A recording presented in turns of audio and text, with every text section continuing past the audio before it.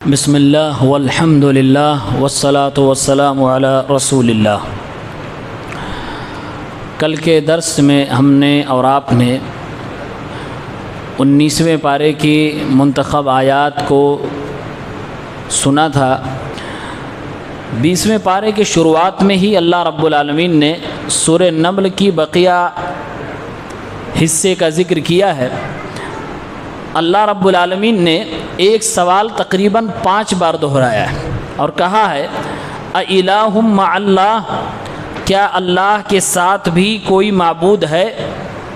5 بار اللہ نے اسی سوال کو ریپیٹ کیا ہے اور 5 بار اخیر میں اللہ رب العالمین نے الگ الگ باتیں کہی ہیں۔ ایک بار کہا کہ اللہ کے ساتھ کوئی معبود تو نہیں ہے، لیکن یہ قوم ہے جو اپنے راستے سے بھٹک جاتی ہے۔ اللہ کے ساتھ کوئی معبود تو نہیں ہے، لیکن یہ ایسی قوم ہے جس کے اکثر لوگ نہیں جانتے، یہ ایسی قوم ہے جس میں اکثر لوگ نصیحت نہیں حاصل کرتے۔ اللہ تعالیٰ ان کے شرک سے پاک ہے، اور اگر یہ مانتے ہیں کہ اللہ کے علاوہ اللہ کے ساتھ بھی کوئی معبود ہے تو یہ دلیل لے کر آئیں اگر اپنی بات میں سچے ہیں۔ اس کے بعد اللہ تعالیٰ نے علم غیب کے حوالے سے بیان کیا کہ اللہ کے علاوہ کوئی علم غیب نہیں جانتا۔ فرمایا قُلْ لَا يَعْلَمُ مَن فِي السَّمَاوَاتِ وَالْأَرْضِ الْغَيْبَ إِلَّا اللَّهُ وَمَا يَشْعُرُونَ أَيَّانَ يُبْعَثُونَ۔ اے نبی آپ کہہ دیجئے آسمانوں میں زمینوں میں اللہ کے علاوہ کوئی غیب نہیں جانتا، اور جو زمین کے اندر مدفون ہیں یا اللہ کے علاوہ جتنے بھی معبودان ہیں ان کو یہ بھی نہیں پتہ ہے کہ دوبارہ کب اٹھائے جائیں گے۔ اس کے بعد ایک اور عقیدے کی بات اللہ نے ذکر کی، فرمایا کہ مردوں کو باہر کے لوگ کبھی نہیں سنا سکتے، جیسے بہروں کو ہم نہیں سنا سکتے ایسے مردوں کو بھی نہیں سنا سکتے ہیں۔ فرمایا انک لا تسمع الموتى ولا تسمع الصم الدعاء اذا ولوا مدبرین۔ اے نبی صلی اللہ علیہ وسلم آپ مردوں کو نہیں سنا سکتے، آپ بہروں کو بھی نہیں سنا سکتے، خاص طور سے جب وہ منہ پھیر کر واپس جانے لگے تب تو اور نہیں سنا سکتے۔ ایک عقیدے کی یہ بھی بڑی بات بتائی گئی۔ اور اس کے بعد قیامت کی ایک بڑی نشانی کا ذکر ہے۔ اللہ تعالیٰ نے بیان کیا ہے کہ قیامت کے قریب ایک جانور نکلے گا اور وہ جانور انسانوں سے بات کرے گا۔ فرمایا اللہ نے وَإِذَا وَقَعَ الْقَوْلُ عَلَيْهِمْ أَخْرَجْنَا لَهُمْ دَابَّةً مِّنَ الْأَرْضِ تُكَلِّمُهُمْ أَنَّ النَّاسَ كَانُوا بِآيَاتِنَا لَا يُوقِنُونَ۔ فرمایا جب ان کے اوپر ہمارا عذاب حق پا جائے گا، ہماری بات سچ ثابت ہو جائے گی، تو ہم ان کے لیے زمین سے ایک جانور نکالیں گے، ایک چوپایا نکالیں گے، تکلمہم جو ان سے بات کرے گا۔ اور اکثر لوگ میری آیتوں پر یقین ہی نہیں رکھتے ہیں۔ اللہ کے نبی صلی اللہ علیہ وسلم نے فرمایا قیامت کی 10 بڑی بڑی نشانیاں ہیں، جب تک وہ نشانیاں پوری نہیں ہو جائیں گی تب تک قیامت قائم نہیں ہوگی۔ اس میں سے اللہ کے نبی نے ایک نشانی یہ بتائی ہے کہ سورج پورب سے نکلتا ہے قیامت کے قریب، وہ مغرب سے پچھم سے نکلنے لگے گا اور اس کے مخالف سمت میں ڈوبنے لگے گا۔ اور اس کے بعد اللہ کے نبی نے فرمایا ایک علامت یہ بھی ہوگی کہ ایک جانور زمین سے نکالا جائے گا، وہ جانور لوگوں سے بات کرے گا، آگ انسان کے پیچھے رہے گی، آگ انسان کو دوڑا دوڑا کر لے کے جائے گی میدان محشر کی طرف۔ 10 نشانی اللہ کے نبی نے بیان کی، ان میں سے ایک یہ ہے کہ جانور زمین سے نکلے گا۔ اس کے بعد حکم دیا گیا کہ عبادت کریں اور تلاوت کریں۔ اللہ کے نبی صلی اللہ علیہ وسلم فرماتے ہیں آپ کو حکم دیا جا رہا ہے، قرآن کی آیت ہے وَأُمِرْتُ أَنْ أَعْبُدَ رَبَّ هَذِهِ الْبَلْدَةِ، اس شہر کے رب کی عبادت کا حکم مجھے دیا گیا ہے۔ اور آگے فرماتے ہیں وَأَنْ أَتْلُوَ الْقُرْآنَ، مجھے یہ بھی حکم دیا گیا کہ میں قرآن کی تلاوت کروں، یعنی کہ عبادت کا حکم اور اللہ کی کتاب کی تلاوت کا حکم یہ قرآن کی طرف سے ہے یا اللہ رب العالمین کی طرف سے ہے۔ اور جتنے ہی لوگ اللہ کے قریب ہوں ان کو اتنے ہی زیادہ عبادت اور اتنے ہی زیادہ اللہ رب العالمین کے کلام کی تلاوت کرنی چاہیے۔ اس کے بعد سورہ قصص کی تلاوت ہوئی ہے۔ سورہ قصص ہم سب نے سنا ہے۔ سورہ قصص میں اللہ رب العالمین نے کئی نبیوں کے تذکرے کیے ہیں، خاص طور سے موسیٰ علیہ السلام کی زندگی بچپن سے لے کر کیسے فرعون کے محل میں پرورش پائی اور ان کے ساتھ کیا کیا واقعات ہوئے، تفصیل سے اللہ نے ذکر کیا ہے۔ تو فرعون سے اللہ نے بات شروع کی اور کہا فرعون کی حکومت کرنے کا جو انداز تھا وہ انتہائی ظالمانہ تھا، وہ نہیں چاہتا تھا کہ میرے مقابل میں یا میرے مخالف میں کوئی اور میرا مد مقابل کھڑا ہو۔ اس نے اپنے آپ کو رب ہونے کا دعویٰ کیا تھا، ज्योतिषियों ने, काहिनों ने उसे बताया कि एक बच्चा पैदा होगा तुम्हारी सल्तनत का होगा जो तुम्हारी हुकूमत को गिराएगा और वही ज़रिया बनेगा। इसने उसकी बात को सच मानते हुए अपने कौम के तमाम बच्चों को कत्ल करवाना शुरू कर दिया। मुफस्सिरीन ने लिखा है अगर काहिनों की बात पर इसे यकीन था तो इस अहमक को बच्चों को नहीं कत्ल करवाना चाहिए था, क्योंकि इनका ईमान होता था उन ज्योतिषियों की बात पे, और ज्योतिषी ने अगर कह दिया और तुम्हें यकीन है कि होना ही है तो कत्ल करवाने का कोई मतलब ही नहीं। और अगर तुम्हें उनकी बात पर यकीन नहीं था तो फिर तुम सारे बच्चों को कत्ल क्यों करवा रहे थे, और अगर कुछ बच्चों को छोड़ रहे तो क्यों छोड़ रहे थे। अल्लाह रब्बुल आलमीन जिसकी हिफाजत करना चाहेगा कोई उसको मार नहीं सकता है।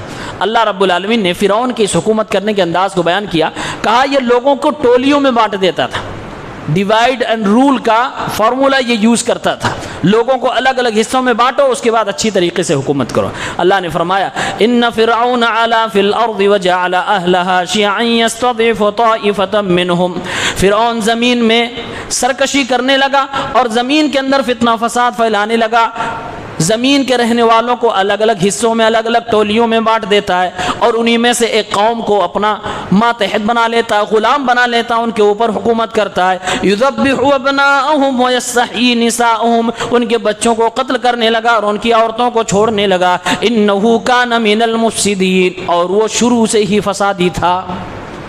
ये फ़िरौन की हुकूमत का राज अल्लाह ने बताया कि वजअल अहलहा शिया, वो अपने एरिया के रहने वाले लोगों को टुकड़ों में बांट देता था। तो ये अंग्रेज़ों की नहीं, ये फ़िरौनी सल्तनत का राज है, ये वो लोग किया करते थे जो अल्लाह को पसंद नहीं आता। उसके बाद मूसा अलैहिस्सलाम की ज़िंदगी में एक अजीब व गरीब वाक़या हुआ था। एक बार रास्ते से गुजर रहे थे, दो लोग लड़ रहे थे, दोनों में से एक ने मूसा अलैहिस्सलाम को आवाज़ दी कि आप मदद कीजिए। आप मदद करने के लिए गए तो आपने घूंसा लगाया। मूसा का घूंसा इतना ज़बरदस्त था कि सामने वाले को मौत आ गई, वो मर गया। अल्लाह रब्बुल आलमीन ने फरमाया फ़वकज़हु मूसा फ़क़ज़ा अलैहि क़ाल हाज़ा मिन अमलि शैतान इन्नहु मुज़िल्लुम मुबीन। मूसा अलैहिस्सलाम ने जब उसे घूंसा लगाया और वो बंदा मर गया, मूसा अलैहिस्सलाम घबराने लगे और कहने लगे ये तो शैतान का अमल था जो मेरे ज़रिए से हो गया, यानी किसी को कत्ल कर देना ये शैतानी काम है, ये इंसानों का काम नहीं है। फरमाया शैतान तो हमें गुमराह करने वाला और वाज़ेह तौर से गुमराह करने वाला है।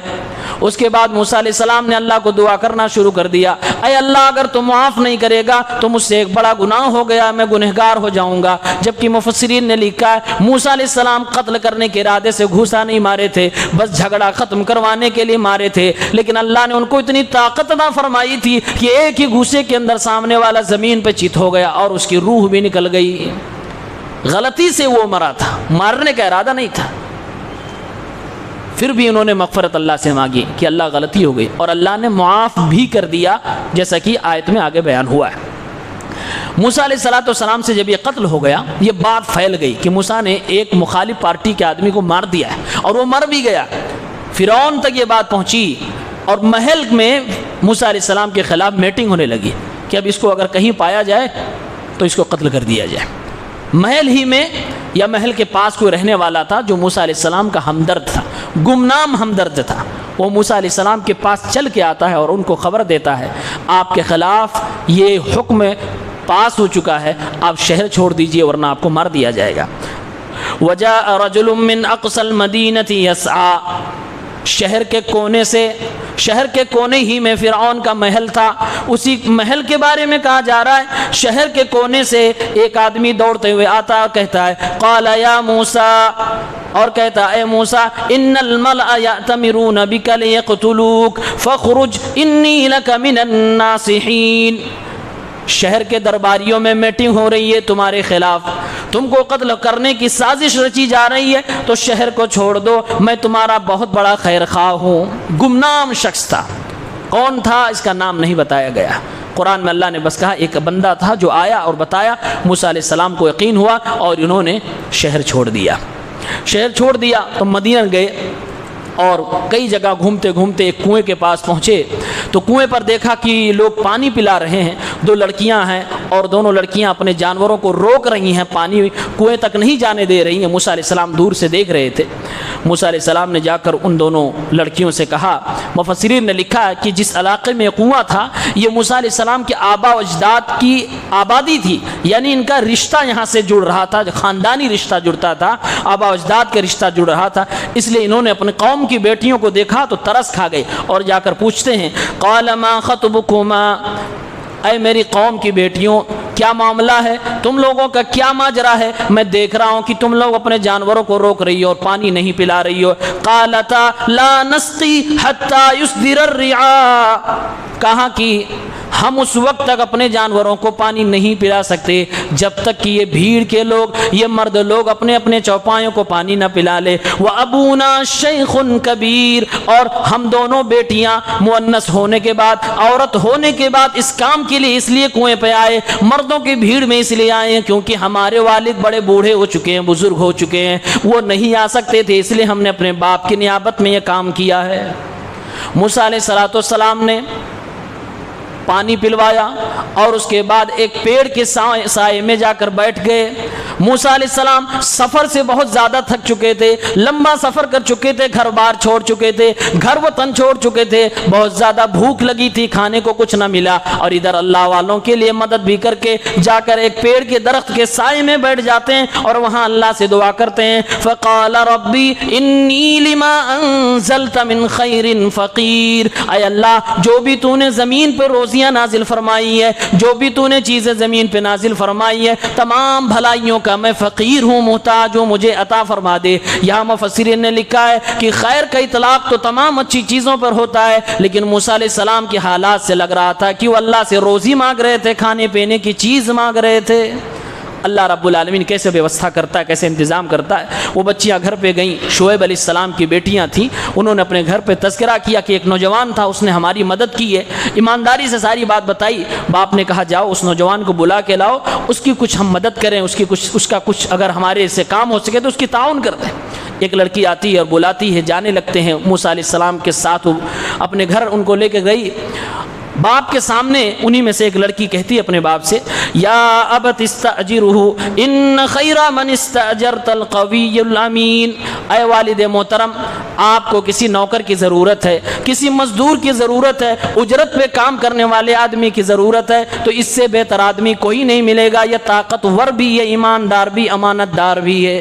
مفسرین نے لکھا ہے کہ باپ نے پوچھا بیٹیوں سے کہ تمہیں کیسے پتا چلا کہ یہ ایماندار ہے اور طاقتور بھی ہے؟ کہا کنویں پر جو ڈھکن تھا اتنا بھاری بھرکم تھا کہ 10 لوگ بھی نہیں اٹھا سکتے تھے، اکیلے اس نے اٹھا کے پھینک دیا تھا، اندازہ یہ ہوا کہ طاقتور تھا۔ اور کہا کہ جب ہم اس کے ساتھ اپنے گھر کی طرف واپس آ رہے تھے تو راستہ ہمیں ہی پتا تھا، ہم آگے چل رہے تھے، لیکن ہوا کے جھونکوں سے ہمارے بدن کے دوپٹے جب ہٹ جایا کرتے تھے، اس نوجوان نے جس کے اندر حیا تھی، جو ہماری عزت و آبروئی کی حفاظت کا ذمہ دار بھی بنا ہوا تھا، اس نے کہا کہ تم پیچھے ہو جاؤ، میں آگے آگے چلتا ہوں، راستہ بھولوں گا تو کنکری سے مجھے راستہ بتا دینا۔ کہا اس سے پتا چلا کہ بڑا امانت دار ہے، بڑا ایماندار ہے، اور کسی کو اپنے یہاں کام پر رکھنا ہو، اجرت پر کسی کو رکھنا ہو، نوکر رکھنا ہو، تو یہ 2 خوبیاں قرآن نے جو بتائی ہیں ضرور دیکھنی چاہیے کہ جس کام کے لیے ہم نے رکھا ہوا ہے کیا اس کے کرنے کی اس کے اندر چھمتا اور طاقت ہے کہ نہیں ہے، جس کو قوی کہا گیا۔ اور دوسری صفت یہ دیکھنی چاہیے یہ بندہ ایماندار اور امانت دار ہے بھی کہ نہیں، ورنہ ہم اس کو کام سونپیں اور یہ خیانت پہ خیانت کیے جائے، بےمانی پہ بےمانی کیا جائے۔ اس کے بعد اللہ تعالیٰ نے موسیٰ علیہ السلام کا گھر بھی بسا دیا۔ انہی لڑکیوں میں سے باپ نے ایک کی شادی حضرت موسیٰ علیہ السلام سے کر دی۔ قال انی اريد ان انکحک احدی ابنتی ہاتین علی ان تأجرنی 8 حجج۔ ان دونوں بچیوں کے باپ نے کہا اے نوجوان طاقتور جوان ایماندار جوان، میں انہی دونوں بیٹیوں میں سے کسی ایک کا نکاح تمہارے ساتھ کرنا چاہتا ہوں، اس مہر پر کہ تم 8 سال تک ہمارے یہاں کام کرو گے۔ فَإِنْ أَتْمَمْتَ عَشَرًا فَمِنْ عِنْدِكَ، اگر تم 10 سال پورا کر دو تو پھر یہ تمہارا احسان ہوگا۔ وَمَا أُرِيدُ أَنْ أَشُقَّ عَلَيْكَ، میں تمہارے اوپر مصیبت نہیں ڈالنا چاہتا۔ سَتَجِدُنِي إِنْ شَاءَ اللَّهُ مِنَ الصَّالِحِينَ، اور آگے چل کے تم مجھے بھی نیک لوگوں میں پاؤ گے۔ مہر باپ نے مطالبہ کیا کہ 8 سال مزدوری کرنی پڑے گی، میں انہی میں سے ایک کی شادی تم سے کر دوں گا۔ موسیٰ علیہ السلام نے کہا مجھے قبول ہے، 8 سال تک مہر۔ یہ طے ہوا کہ آپ کو یہاں کام کرنا پڑے گا۔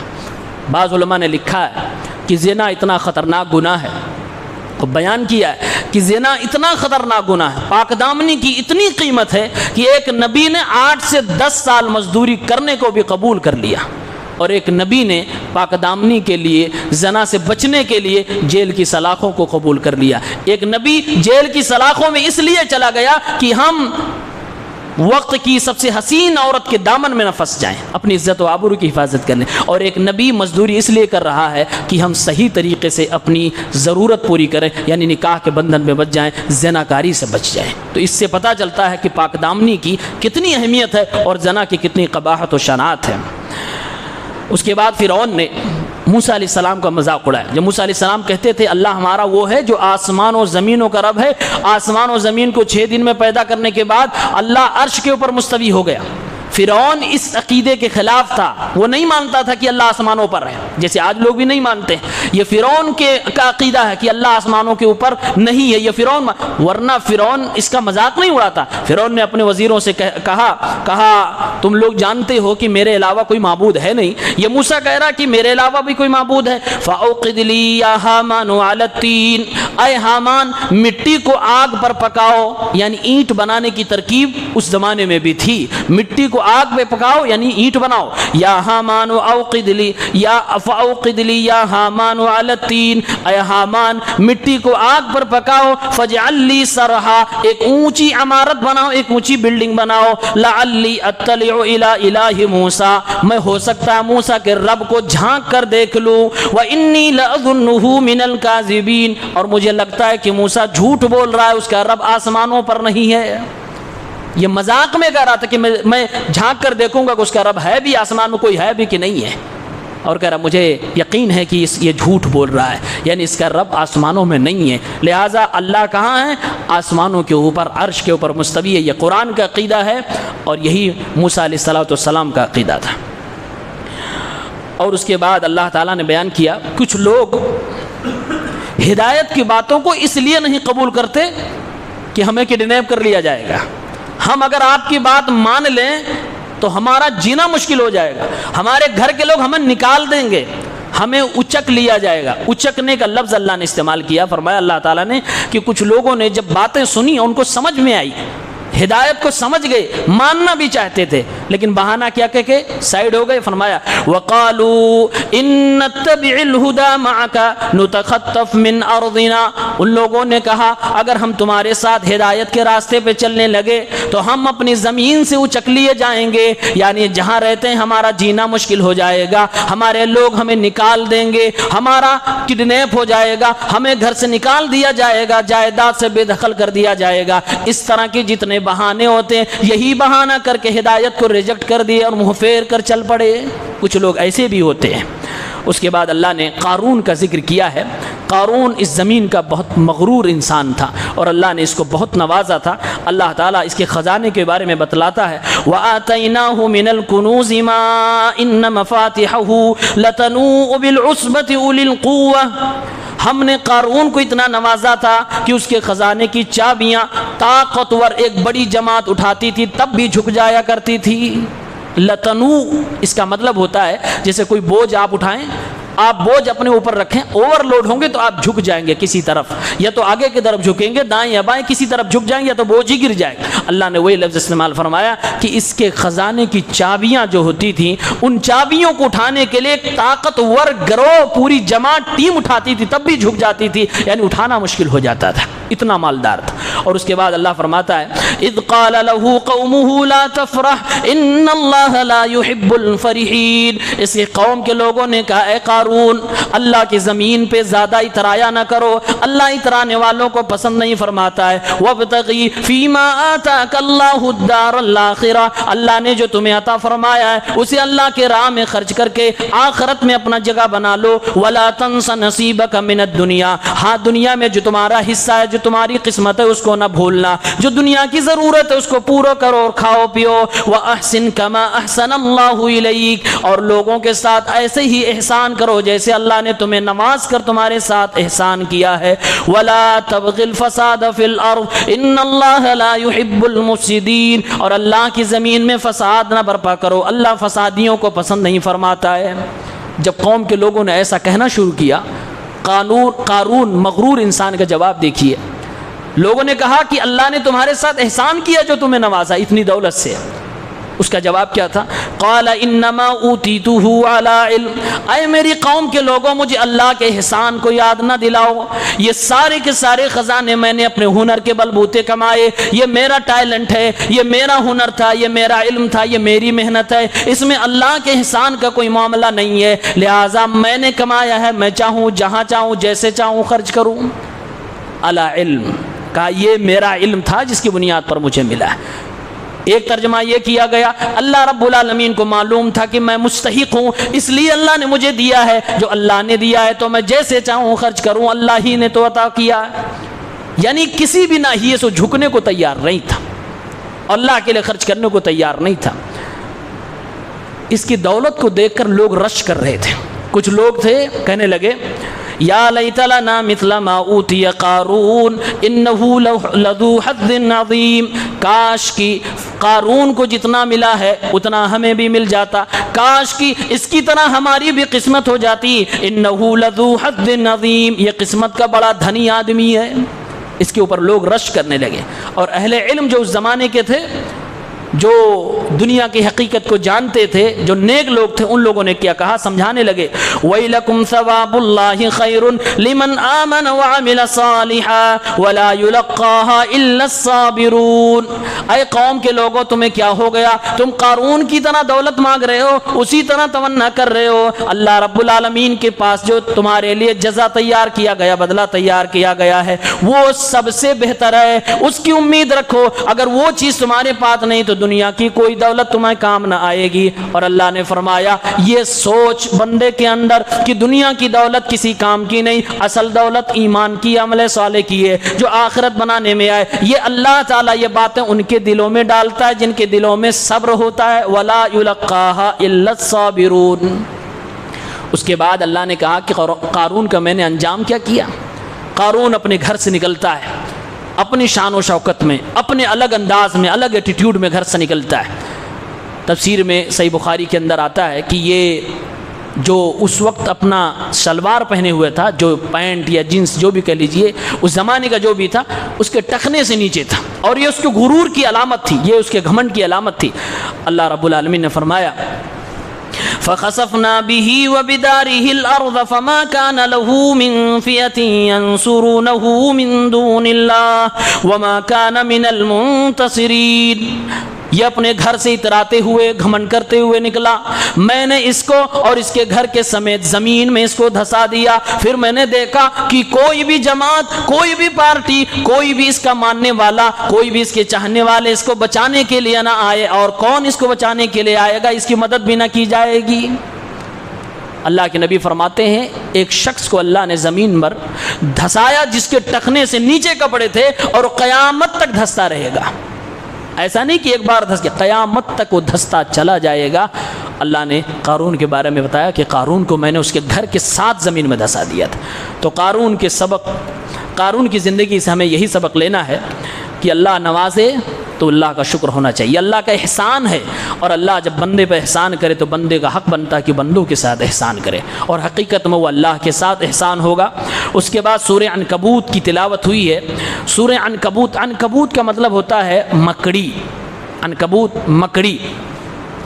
اللہ نے اس سورت کی شروعات ہی میں فرمایا ہے ایمان لانا آسان نہیں ہے. ایمان لانے کے بعد آزمائش طے ہے. جتنے زیادہ ایمان کے مضبوط ہو گئے اتنے ہی زیادہ تمہیں آزمائش میں اترنا پڑے گا. فرمایا اللہ نے الف لام میم احسب الناس ان یترکوا ان یقولوا آمنا وهم لا یفتنون. کیا لوگوں نے یہ مان رکھا، یہ سوچ لیا ہے کہ انہیں یوں ہی چھوڑ دیا جائے گا ایمان لانے کے بعد لا الہ الا اللہ محمد الرسول اللہ کہنے کے بعد انہیں آزمایا نہ جائے گا؟ اگر ایسا سوچ لیا تو غلط ہے. اللہ رب العالمین فرماتا ہے کہ پہلے لوگ گمراہ کرنے کے لیے، لوگوں کو مرتد بنانے کے لیے کیا آفر کرتے تھے. آج بھی ایسے لوگ پائے جاتے ہیں، کہتے ہیں تم کرو یہ کام، اگر گناہ ملے گا تو ہم دیکھ لیں گے، ہمارے اوپر آ جائے کوئی مسئلہ نہیں. اللہ نے سیم یہی بات فرمائی. فرمایا وقال الذين كفروا للذين آمنوا اتبعوا سبيلنا ولنحمل خطاياكم وما هم بحاملين من خطاياهم من شيء انهم لكاذبون. جن لوگوں نے کفر کیا وہ ایمان والوں سے کہتے تھے تم ہمارے راستے پہ واپس آ جاؤ، یعنی آباء و اجداد کا طریقہ پھر سے اختیار کر لو. اگر تمہیں گناہ ملے گا بھی جیسا کہ تم کہہ رہے ہو تو تمہارے گناہ کو ہم اٹھا لیں گے. اللہ فرماتا ہے یہ کسی کے گناہ کو نہ اٹھائیں گے. انہم لکاذبون، یہ بڑے جھوٹے آدمی ہیں. کوئی کسی کا گناہ نہیں اٹھائے گا، ہر شخص اپنے گناہوں کے بوجھ کے تلے ہوگا. اور اللہ نے فرمایا ہاں ان کو گناہ کا بوجھ ملے گا، لیکن جن کو انہوں نے گمراہ کیا ہے اس کا بھی گناہ ان کے سر آئے گا. یہ تمہاری غلطیوں کو لے کر تمہیں نہیں چھڑا سکتے. فرمایا اللہ نے وَلَيَحْمِلُنَّ أَثْقَالَهُمْ وَأَثْقَالًا مَعَ أَثْقَالِهِمْ، یہ خود اپنا بوجھ اٹھائیں گے اور اپنے بوجھ کے ساتھ بھی بوجھ اٹھائیں گے، یعنی ان لوگوں کا بوجھ جن کو انہوں نے گمراہ کیا. وَلَيُسْأَلُنَّ يَوْمَ الْقِيَامَةِ عَمَّا كَانُوا يَفْتَرُونَ، جو یہ لوگ جھوٹی باتیں گڑتے رہے قیامت کے دن سب کا ان کو جواب دینا ہوگا، سوال ان سے کیا جائے گا. اس کے بعد اللہ نے فرمایا کہ جو لوگ شرک کرتے ہیں وہ لوگ بھی دلیل دیتے ہیں. ان کی دلیلوں کی حیثیت کیا ہے، کتنی پھسپھسی دلیل ہے. اللہ نے ایک مثال سے سمجھایا ہے. فرمایا مثل الذین اتخذوا من دون اللہ اولیاء کمثل العنکبوت اتخذت بیتا وان اوہن البیوت لبیت العنکبوت لو کانوا یعلمون. ان لوگوں کی مثال جو اللہ کے علاوہ کسی دوسرے کی عبادت کرتے ہیں یعنی شرک کرتے ہیں، ان کی دلیلوں کی مثال، ان کے اس عمل کی مثال، ان کے اس عقیدے کی مثال ایسے ہی ہے جیسے ایک مکڑی نے اپنا گھر بنا رکھا ہو. اور دنیا جانتی ہے کہ گھروں میں سب سے کمزور گھر مکڑی کا گھر ہوتا ہے. کاش کہ ان کو علم ہوتا. مکڑی کے گھر کی یہ کمزوری ہے کہ وہ پائیدار نہیں ہوتا ہے، وہ ہماری اور آپ کی انگلی کے ایک اشارے سے ٹوٹ جاتا ہے. اس میں دوام نہیں ہوتا، تسلسل نہیں ہوتا، مضبوطی کچھ بھی نہیں ہوتی، ذرہ برابر مضبوطی نہیں ہوتی ہے. انسان تو چھوڑیے، جانور بھی دوسرے اگر اس پہ گر جائے تو سارا گھر ختم ہو جاتا ہے. اللہ نے فرمایا کہ ان کی مثال ایسے ہی ہے مکڑی کے گھر کی، یعنی کوئی اہمیت نہیں ہے. اور اگر دلیل ہے بھی تو فسفسی ہے. ان کا عمل، ان کا عقیدہ اور اپنے معبودوں سے ان کا لگاؤ، یہ سب بہت فسفسا ہے. کوئی ان کو فائدہ ہونے والا نہیں ہے اور اس میں کوئی دوام نہیں. اور اتنی کمزور جس کے عقیدے ہوں گے، اتنے کمزور جس کی دلیلیں ہوں گی، وہ قیامت کے دن کیسے بچے گا؟ اور وہ عقیدہ اس کو کیسے جہنم کی آگ سے بچائیں گے؟ سوال ہی پیدا نہیں ہوتا. اس کے بعد